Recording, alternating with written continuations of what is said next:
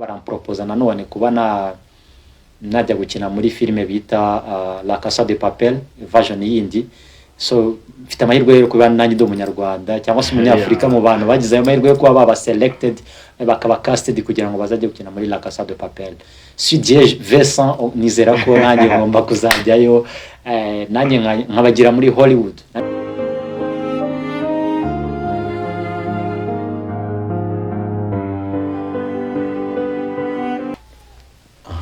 Muri studio muri kumwe na Prince of Interview. Hano turumwe n'umutumirwa wacu yatangira twibwira. Asante sana Prince of Interview. Nkuko mubimenyereye akenshi nyine ya benshi turamenyeranye. Nitwa Jasper kama mchezaji wa filamu hapa nchini Rwanda.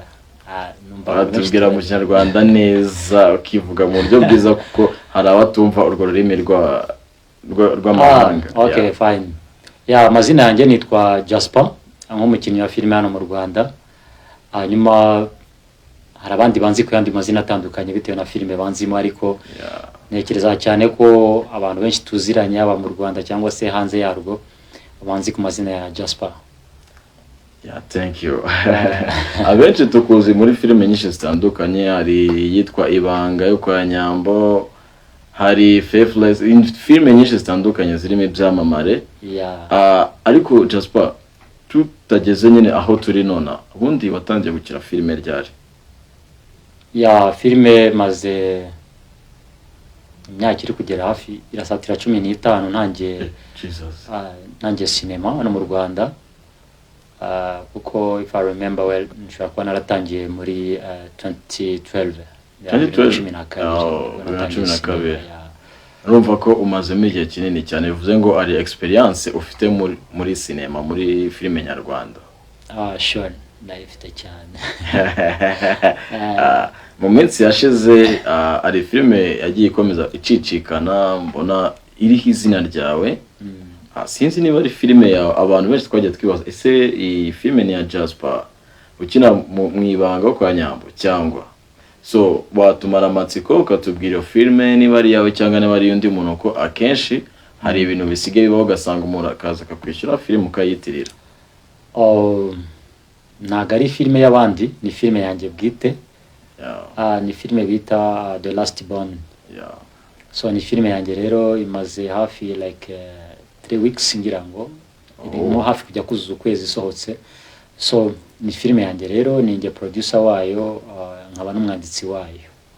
Nise kuki yari ibyo bintu byose urumva kuba producer, kuba umwanditsi wayo, ukaba n'umwateri? I think yuko nge narayikurikiranye cyane, nasanze uri umwe mu bameni bayo. Niko bimeze. Kubera iki ibyo bintu byose wagiye ubyiharira?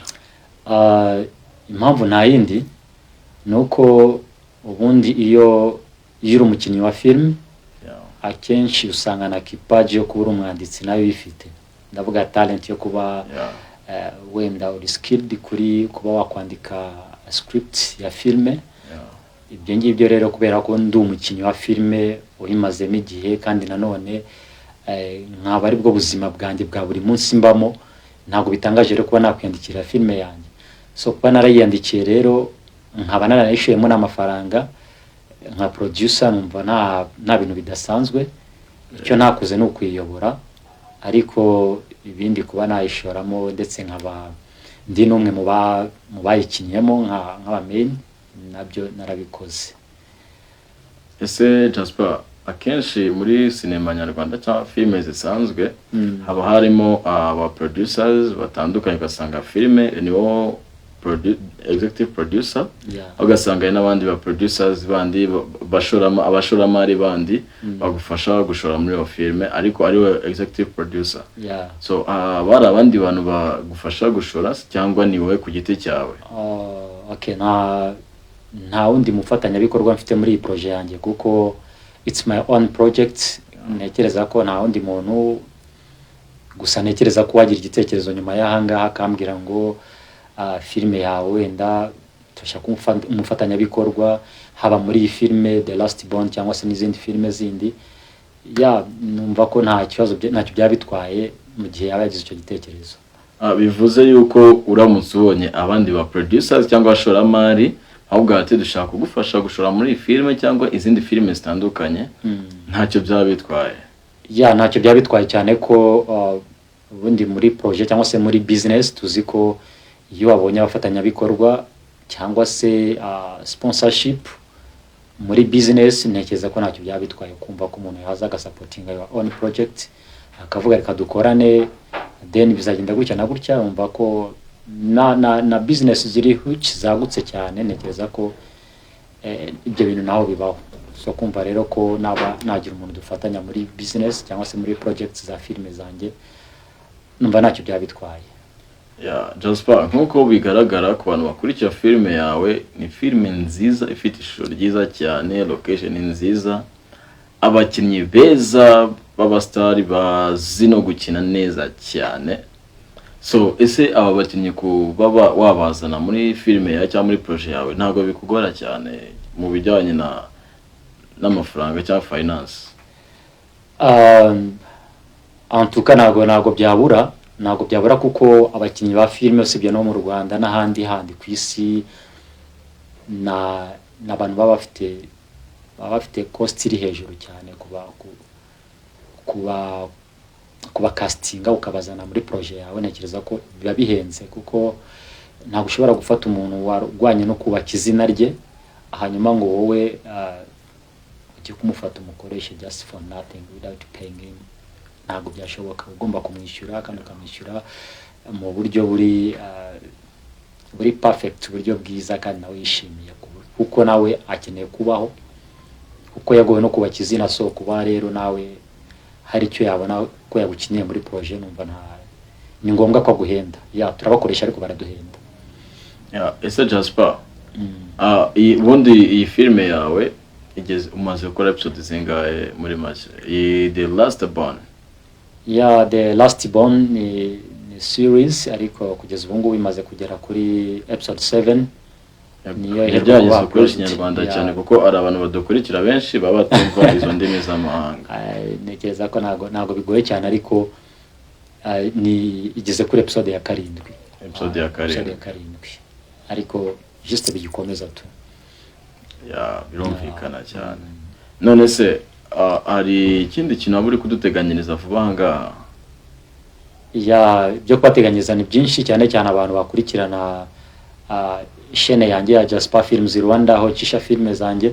So maze iminsi mbahereza iyi filme ya The Last Born, ariko kugeza ubu ngubu hari imbogamizi zirimo bitewe na bamwe mu bakinnyi baba main actors barimo, ariko kubera impamvu zitandukanye z'ubuzima bw'isi turimo harimo some of them badahari kubera gahunda bagiyemo hanze y'igihugu. Ariko ntekereza ko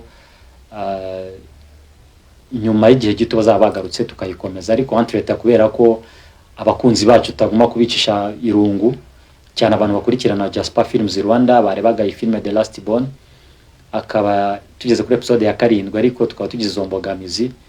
Ni byiza ko tubemfominga tukabamenyesha ko habaye izo mpinduka kubera ko bamwe mu bakinnyi badahari kandi tugomba gushutinga ama episode akurikira. So no kubamenyesha ko rero bakunzi banjye, bakunzi ba Jasper, bakunzi ba Jasper Films nka platform ica izo filme, no kubamenyesha ko nta kuba wenda habamo delay yo kugira ngo tubagezeho filme ya The Last Born ikomeza. Nta yindi mpamvu nuko hari abakinnyi badahari kubera izo mpamvu zabonetse zindi, ariko twizera ko mu minsi iri imbere n'ubundi tuzayikomeza. Ese Jasper, urumva yavuze ko ugiye kuba wafata iminsi mikeya udakora The Last Born, cyo bishatse kuvuga? Of course niko bimeze. Ari iminsi ngiye gufata, urumva projet yakagombye kubikomeza ariko ko hari izo mbogamizi zibonetsemo bibaye ngombwa ko ngiye gufata igihe gito nkaba nyishyize ku ruhande. Ariko bitavuze ko nyirangije, ko sinayirangiza ubu ngubu kuko hari abantu benshi bari bayikurikirana cyane bayikunze. Ni nziza cyane. Ni filime ifite quality, abantu benshi barayikunze. Ariko kuba nahise nyikomeza nta izindi mpamvu zindi. Sorry. It's okay. Ugomba no kugerageza ugasoma no kutuzi kugira ngo bigende neza. Nese Jasper, urumva ko nyine hari akantu gatoya kagiye gukorwa. Bivuze yuko ukeneye nyine kuba watekinga agahe. Ese mu gihe utari kuduhereza The Last Born ko nandi muntu bari bayikunze baranayikurikira cyane kuko ifite story nziza inakuze neza ifite n'ishusho ryiza. Yeah, thank you very much. Yeah, it's okay. Yeah. Nese Jasper, ubwo twebwe abafana ba Jasper Films Rwanda. Ubwo twebwe biragenda gute kuko dukeneye kureba cinema ko mufite story nziza. Yego. Ese turaryama cyangwa ari ikindi kintu waduteganyije uraburi kuduhereza? Ya ntago nababwira ngo ngiye kubicisha irungu, niyo mpamvu nje imbere ya kamera kugira ngo updating uko bimeze. Updates ubundi aba ari ngombwa cyane ku bafana bawe, abantu gukurikirana umunsi ku munsi.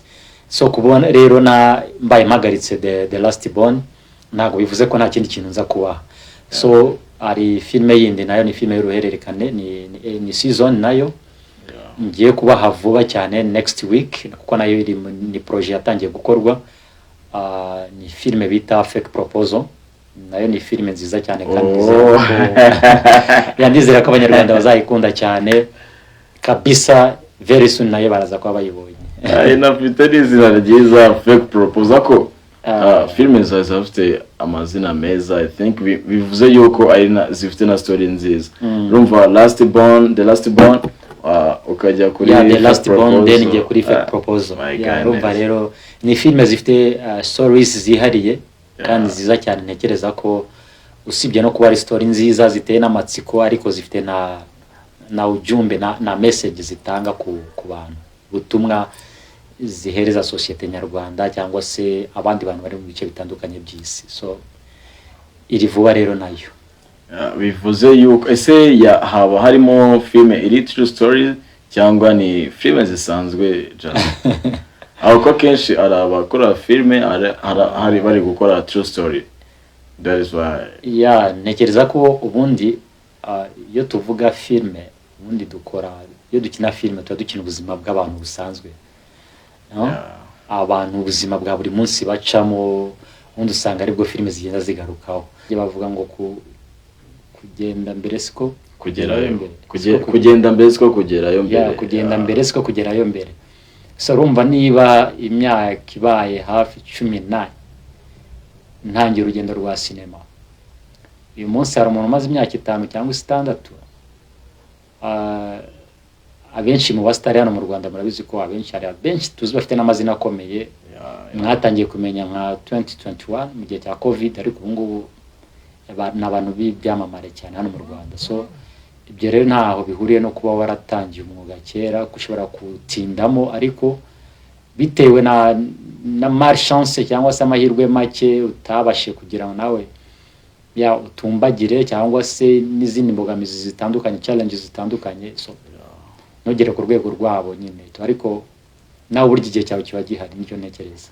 Ese Jasper, yes, noneho utubwiye hagati ya The Last Born na Fake Proposal. Ese kuko ko bigaragara ko ugiye kubuhagaritse The Last Born iminsi mike kugira ngo abo ngabo bamwe mu bamene bari badahari wenda bagiye mu zindi gahunda z'akazi cyangwa wenda mu butumwa bw'akazi tubivuge gutyo, cyangwa wenda mu bindi bintu bitandukanye bisanzwe byabo mu buzima busanzwe. Ese uratangira kudereza Fake Proposal ryari mu gihe kingana gute? Ni iminsi mike cyangwa biri butinde? Ndatekereza ko it doesn't take long time kubera ko deja ubu yaratangiye gukorwa. Ntekereza ko mu cyumweru gitaho ko byagenda kose Fake Proposal batangira kuyibona. Abantu rwose ahubwo nabashishikariza kugira ngo umuntu utarankurikirana kuri Jasper Films Rwanda akagerayo agakora subscribe kugira ngo umunsi nayo yasohotse izasanga ari ready kwita yikurikirana. Uratangira kwidoza mu cyumweru gitaho cyangwa ni muri iki cyumweru?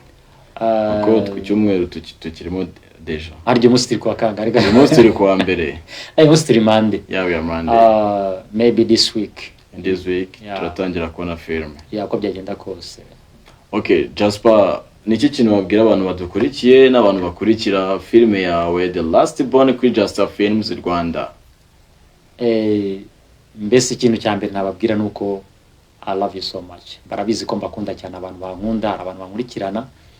Nkuko batangiye bivuga mfite inshuti nyinshi abakunzi bangiye cyane muri filme Ibanga.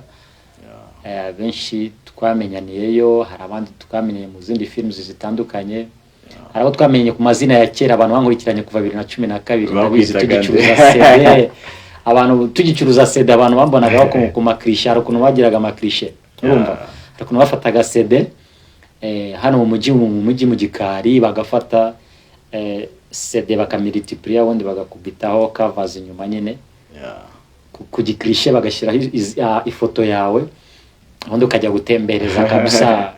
Cyari urugendo rukaze bro, byari urugendo rukaze. Yes, ukagenda ukabere ku buryo abantu umuntu azajya kubona kuri cliche, kuri afisha abantu kabisa, ura mutipe mu star turamuzi, next time umwongeye guhura turabona aramubonye iyi film ndayiguranye nyinde kuyireba, ariko sometimes abantu wagukundaga agakenera kuyigura ariko adafite hari buyishire ngo arebe, kubera ko abantu benshi ntago bari bakabonye amateleviziyo mu mago yabo, byari bigoranye, YouTube ntago zari ziriho ngo turaploading abantu barebe ari benshi. So umuntu warebaga ni wa muntu wari wifite muri quartier, ufite ka televiziyo kamwe ka kiromba gashyiramo akareba like that, ariko ubundi ubungubu ho biroroshye. Abakunzi bariyongereye kuko yawana isa n'isa ukora akantu kabatamo bakareba, byaroroshye nyine tu urugendo rwa sinema burugezaho ruryoshye ugereranyije n'ibihe byatambutse. Birumvikana cyane, ndabakunda rero cyane abantu banjye bankurikirana, kandi nifuza ko n'abataratangira kunkurikirana wenda batazi ko hari projet zanjye natangiye gukora, ko abenshi banzi mu mafilms y'abandi atandukanye, ariko this time ndimo ndakora projet zanjye nanjye, aho n'abakinnyi bandi mukunda baba mu yandi mafilms mwajya mumbwira mu ma comments mukambwira ngo okay uyu mukinnyi turamushaka kumuzana muri filme yawe, ewandi able kuba namuzana nawe muri projet yanjye, mukabana nawe mukankurikirana umunsi ku munsi. Ese Jasper, hari ikintu waba yifuza kubwira abantu bagukurikiye, ko ari abantu benshi bagukurikira kuri Jasper Films Rwanda, na hari no muri zindi filme ukina nyinshi zitandukanye, ko ngubona muri filme nyinshi zitandukanye. Ese waba yifuza kuba hari abantu wazamura bamwe basi, kuko uko wazamutse ntabwo wazamutse wowe ubwawe, hari abagiye gufasha mu buryo bumwe cyangwa ubundi, se hari abantu benshi bifuza kuzamuka nabo bakajya muri sinema? I know ko abantu benshi burya nta muntu bavuga mu kinyarwanda kiza ngo ntawigira. Of course, yes. Hari n'abantu bitwa ntawigira. Rero umunyarwanda agiye gufata umwana bakamwita ntawigira, nuko yarazi neza ko nta kintu na kimwe ushobora gukora wewe personnellement ku giti cyawe nta wundi muntu ugufashije. So biba biri ngombwa rero ko wowe ufite aho ugeze usubira inyuma kareba wa muntu utaragera aho ugeze, kavuga basireka mufata akaboko mukurure murenze sikari imwe mugeze kuri ebyiri. So nanjye rero ntago umuntu wese ufite talent yo kuba yakina filme ntago ushobora kwanga kuba naza ngo ambwira ati Jasper ndashaka kuza muri projet yawe ngo mbirenze ingohe. No, you have to come, I have to support you however I can, uburyo bwose nshobora kuba nabikoramo, nshobora kugusupportinga. Ikiriho nuko wowe unkurikirana ugakurikirana ibikorwa byanjye, ntabyo kuza ngubwire ngo Jasper ngenda ndashaka kuza muri projet yawe utanazi projet nkora, utazi ngo filme iriho igezweho ni yingiye, utazi ngeze kuri episode ya kangahe. No, icyambere ugomba kubanza ugakurikirana ibikorwa byanjye, then ahubwo wabishima ukambwira ati okay Jasper nabonye ufite ibikorwa byiza, ufite filme nziza, numva nanjye naba umwe muri mu bakinnyi bayigize, nanjye nkaza nkareba ko nazamuka cyangwa se nanjye ngatanga umusanzu wanjye muri sinema y'u Rwanda.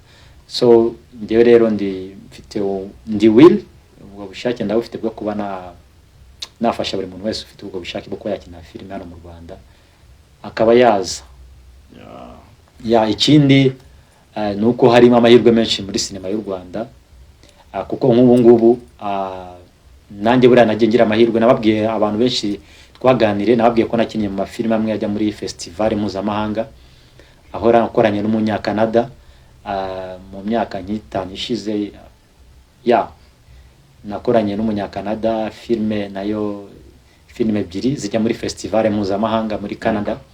So kuri inshuro barimo baramproposa nanone kuba najya gukina muri filme bita La Casa de Papel version yindi. so mfite amahirwe yo kuba nanjye ndi umunyarwanda cyangwa se umunyafrika mu bantu bagize amahirwe yo kuba baba selected bakaba casted kugira ngo bazajye gukina muri La Casa de Papel. Si Dieu Vincent nizera ko nanjye ngomba kuzajyayo nanjye nkabagira muri Hollywood, nanjye nkabaserukira abanyarwanda.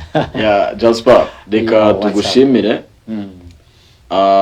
Ubutaha nshaka kuzagutumira tukajya no deep neza, tugafata igihe kinini tukajya wowe ubwawe reka mvuge tukinjira muri wowe ubwawe uburyo watangiye naho ugeze. Okay, na kibazo plans of interview kabisa. Nashukuru sana, nawapenda ndabakunda cyane kabisa, by'umwihariko mbese nta kintu nshobora kuvuga ngiye nababwira uretse kubashimira abanyarwanda.